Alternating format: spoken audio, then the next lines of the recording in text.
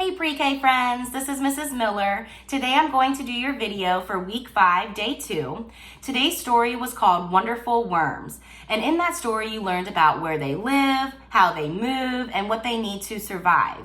You also learned about how they are helpful in the garden. So how are they able to get air down to the roots of our plants? How are they able to dig through the ground if they don't have hands, they don't have a shovel? What are they doing? Also in our story, it says that the earthworms hear thunder when the boy walks. How are they able to hear thunder if they're underneath of the ground? What does that mean? If you're able to answer those questions and send them to your teacher, you can also go outside, see if you can find your own worms and take a picture of it, send it to your teacher. We would love to see that.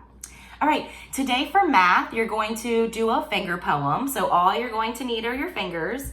The poem is called 5 Little Wiggle Worms. And this is kind of the same concept of the 5 little monkeys hanging in the tree, teasing Mr. Alligator, you can't catch me.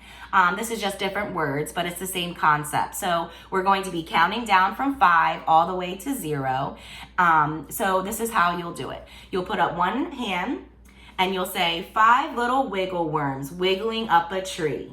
Teasing Mr. Redbird, you can't catch me. Down swooped Mr. Redbird as fast as can be. There goes one wiggle worm, now where can he be? And before you say 4 little wiggle worms, I want you to see if your child can tell you what number comes before 5, since they're counting down. So see if they're able to tell you that number, and then you can continue on with your poem. All right, today for English, you're going to use the initial sound cards that you have, and I want you to have all kinds of them out. So not just the letter W, but that's the one that we're going to focus on today. But I want you to have out the initial cards for C, for V, for all of them. And what you're going to do is you're going to have them all laid out, and then you can have a blank piece of paper. And you're going to tell your child that you want them to find all of the W words. So they have to go through and look at each picture and tell you what they are. And if they decide that it does start with a W, it has that W sound in the beginning, then they can put that card on the piece of paper. If they find a card that does not start with the W sound or a W, they can put that in another pile.